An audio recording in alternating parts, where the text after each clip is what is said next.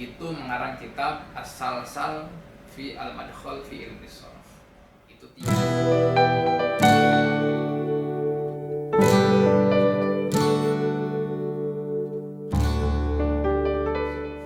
Itu tiga ya. Lalu yang keempat, Jurmiyah ini itu banyak dipuisikan, banyak dinazomkan. Untuk apa tujuannya? Untuk mudah dihafal oleh para pelajar pemula, utamanya untuk kalangan anak-anak dan remaja. Jadi belajarnya lebih menyenangkan. Itu dibuatkanlah puisi di sana, nazom. Di antara nazom Jurmiyah yang terkenal itu adalah nazom yang berjudul Ad-Duror Al-Bahiyah fi Manzumat Al-Jurumiyah. Itu dikarang oleh Syekh Imriti. Nah, kawan-kawan pesantren pasti tahulah nazomnya Imriti. Lalu ada ulama lain yang mengarang juga nazom Jurmiyah. Judulnya itu adalah Al-Kawakib Al-Jaliyah fi Manzumat Al-Jurumiyah. Itu nazoman yang kedua, yang Al-Kawakib Al-Jaliyah ini kemudian ditulis oleh Syekh Nawawi Banten. Syarah atasnya judulnya adalah Fathu Ghafiril Khotiyah Syarah ala Manzumah Al-Kawakib Al-Jaliyah ala Al-Jurumiyah. Nah, naskah yang ditulis oleh Syekh Nawawi Banten ini itu masih berupa naskah tulis tangan dan tersimpan itu ada di perpustakaan di Riyadh ya, di Universitas Al-Malik Abdul Aziz kalau tidak salah. Kalau tidak salah ada di sana. Tapi yang jelas masih berupa tulisan tangan dan sempat dijadikan bahan tesis di Fakultas Sastra Universitas Mosul yang ada di Irak. Kitab karangannya Syekh Nawawi. Artinya apa? Ternyata ini menunjukkan ada banyak karya-karya intelektual ulama Nusantara terkait tata bahasa Arab seperti disebutkan tadi itu, yang justru lebih dahulu diketahui, dimanfaatkan, dianalisis, dipelajari oleh orang-orang yang ada di Timur Tengah jauh di sana daripada oleh orang-orang kita yang ada di Nusantara ini sendiri. Nah, ini penting makanya bagi kita untuk mengenal sedikit banyak tentang karya-karya intelektual ulama Nusantara kita ini. Di antaranya yang disebutkan tadi adalah karya-karya intelektual yang ditulis terkait ilmu tata bahasa Arab. Itu berapa? 4 ya. Satu tadi syarahnya Awamil Tashilun Nailul Amani karangannya Syekh Ahmad Fatoni. Yang kedua itu Hasyiah daripada Mukhtasar Jidan, judulnya Tashwiqul Khilan, karangannya Kiai Salim Maksum Seputon Semarang. Yang ketiga itu Salsal Madkhal fi Ilmi Sharaf, karangannya Kiai Abu Hamid bin Qodi Ilyas dari Kendal. Yang keempat itu adalah Fathu Ghafiril Khotiyah Syarat terhadap Nazom Jurumiyah, karangannya Syekh Nawawi Banten. Ada lagi lalu misalkan Alfiyah Ibnu Malik di sini. Itu kitab pusakanya ilmu nahwu. Yang mengarang adalah Syekh Abdullah Jamaluddin Ibnu Malik. Beliau orang dari Al-Jayani, dari Jain, dari Andalusia. Itu ada banyak sekali syarah yang ditulis atas Nazom Alfiyah ini, mengingat sangat pentingnya kitab ini. Di antaranya adalah syarah Ibnu Aqil, syarah yang lain termasuk Syed Ahmad Zaini Dahlan menulis syarah atas Alfiyah, judulnya Al-Azhar Az-Zainiyah ala Manzumatil Alfiyah. Nah, ternyata ada satu ulama Nusantara yang beliau itu tidak pernah mengenyam pendidikan yang lama di Mekah, tetapi menulis dalam bahasa Arab yang sangat luar biasa indah dan bagus, bisa dikatakan mendekati sempurna. Itu gurunya Mbah Maimun Zubair. Namanya Kiai Abdul Fadl dari Senorik, dari Tuban. Itu banyak sekali mengarang kitab dalam bahasa Arab dan bahasa Arabnya sangat sastrawi sekali. Di antaranya Mbah Fadl ini mengarang kitab tentang sejarah Wali Songo. Itu Ahlal Masamirah fi Tarikhil Awliyail Asyrah. Itu sejarah Wali Songo di dalam bahasa Arab.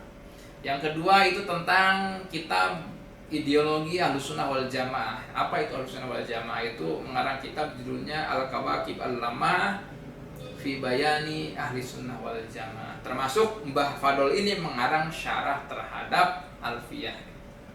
Judulnya adalah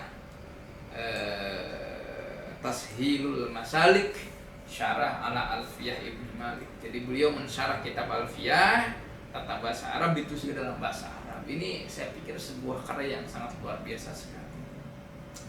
Nah, itu baru dalam tatanan ilmu nahwu, belum dalam tatanan ilmu yang lain. Misalkan menantunya Kiai Hasyim Asy'ari itu ada namanya Kiai Maksum Ali dari Seblak itu ya, pesantren Seblak, itu mengarang kitab rumus pokok ilmu sorof yang dikenal dengan Al-Amsilah At-Tasrifiyah. Itu kitab yang sangat luar biasa sekali.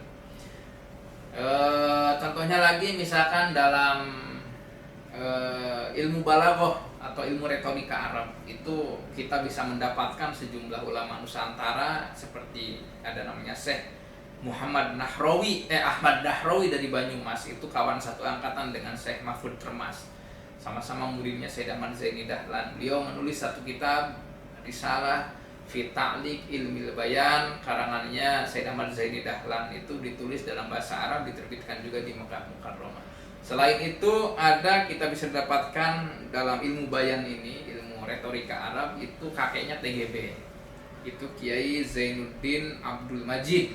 Itu saya menemukan satu kitab tentang ilmu bayan, judulnya Mi'rajus Sibyan ila Sama'i Ilmil Bayan. Itu tentang risalah ilmu bayan, ilmu retorika Arab, yang merupakan syarah terhadap risalahnya Syekh Ahmad Zaini Dahlan dalam ilmu tersebut.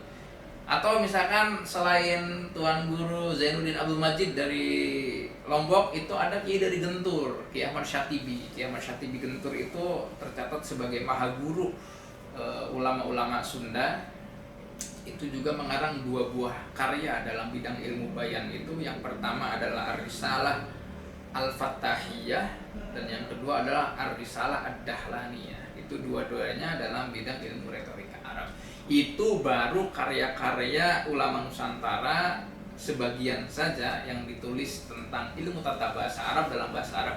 Belum lagi itu yang ditulis dalam bahasa Melayu, bahasa Jawi. Belum dalam bahasa Jawa, Pegon, belum dalam bahasa Sunda, Pegon, belum dalam bahasa Bugis. Artinya kita bisa membayangkan betapa kayanya tradisi khazanah keilmuan ulama Nusantara ini. Itu baru satu bidang, belum dalam bidang-bidang lainnya seperti fikih, kemudian tasawuf, kemudian ya banyak. Dan itu semua orang Indonesia ya? Ya, orang Indonesia. Asli, orang Nusantara, asli Nusantara ya?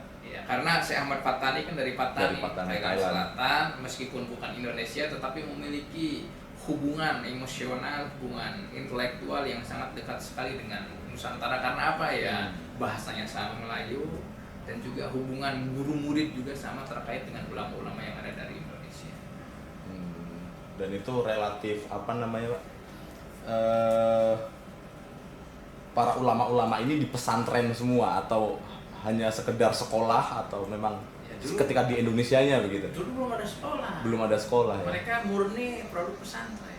Produk pesantren asli ya berarti? Iya, maksud saya pesantren dulu itu ya memang sekolahnya orang Muslim Nusantara. Artinya sudah bisa mengembangkan tradisi keilmuan yang demikian mapan gitu ya. Sampai yang tadi saya sebutkan kitab-kitab itu kan bukan kitab yang ditulis untuk skala lokal, kawasan Nusantara saja, tetapi itu sampai saat ini menjadi rujukan di beberapa institusi pendidikan yang ada di Timur Tengah. Contohnya lagi misalkan cucunya Syekh Nawawi, itu ada namanya Syekh Abdul Haq bin Abdul Manan An-Nawawi Al-Makki. Beliau itu cucunya Syekh Nawawi dari menantunya yang namanya Kiai Abdul Manan. Itu lahirnya di Mekah, tetapi ya tentu saja besar dalam tradisi Banten di sana, dalam tradisi Nusantara. Cuman sayangnya beliau wafat muda ya, dalam usia 30 sekian. 6 tahun setelah Syekh Nawawi wafat, 1897 Syekh Nawawi wafat, ya beliau itu 6 tahun kemudian. Itu sampai saat ini kitab karangan beliau sangat tebal sekali, judulnya itu Hasyiah Tadrijil Adani ala Syarah Taftazani ala Matan Az-Zanjani dalam ilmu sorof. Itu dicetak di banyak negara, seperti di Mesir ada cetakannya saya temukan, dari Libanon ada cetaknya, dari Turki itu dicetak, termasuk dari Iran. Artinya apa? Menunjukkan kitab yang ditulis oleh cucunya Syekh Nawawi ini terkait tata bahasa Arab tadi itu ternyata diakui reputasi keilmuannya, dan memang diakui sebagai rujukan keilmuan.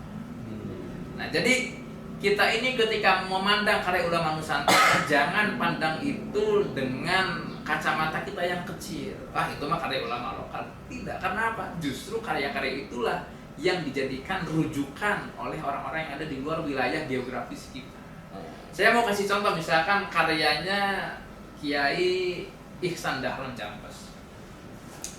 Itu dalam bidang tasawuf ya, judulnya kitab Sirajut Thalibin, yang merupakan syarah atas kitab Minhajul Abidinnya Imam Ghazali. Sampai saat ini kitab itu dibaca di Masjid Al-Azhar oleh ulama Al-Azhar di Mesir.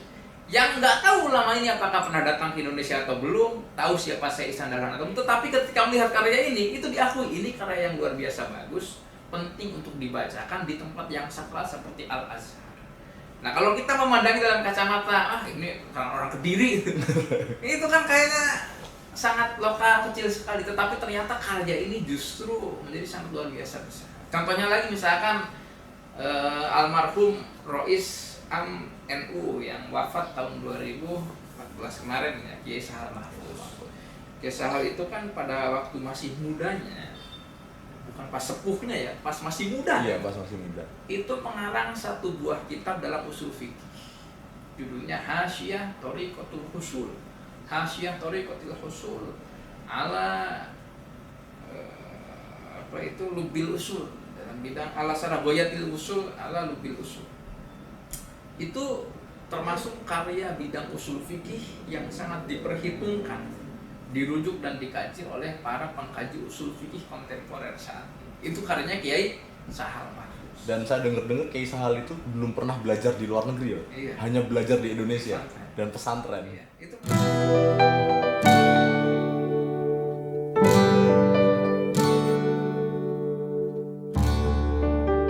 ternyata keilmuan pesantren itu menurut saya itu sudah sangat matang sekali.